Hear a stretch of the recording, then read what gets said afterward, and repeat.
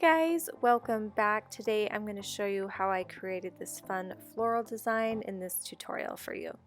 Here are the polishes that I use. The polish that I'm featuring is this China Glaze Camp Stop Branchin from the new Twirls World Tour collection. I'm using Essie Blanc and Essie Fall for NYC and Essie Off Tropic. This mani is inspired by a design created by Kenzie Kate, and I will put her handle here. So I started off with 2 coats of the turquoise polish on all my nails, and I did the design on this nail, and I'm going to show you how I did it on the other one here. I have links for all these products that I use down below, but I'm using my Winstonia nail art brush, which I use all the time, and this nail dotting tool.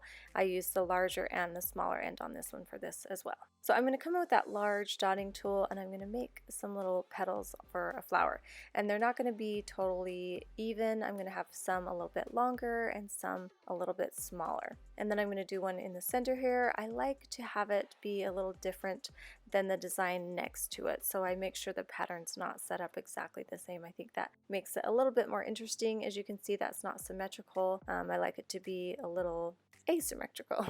Okay, and then I'm going to do one at the top corner there, and then I'm going to fill in any spots that need to, and you can come in with your brush and some acetone, and I have links to those products below as well, and clean up any spots. So it's okay if it gets on your skin, it's totally fine. It's super easy to clean that up. And then when I'm finished with that, I'm going to come in with my brush and do the petals, and it's easy. You do one side and the next side and then fill it in really lightly.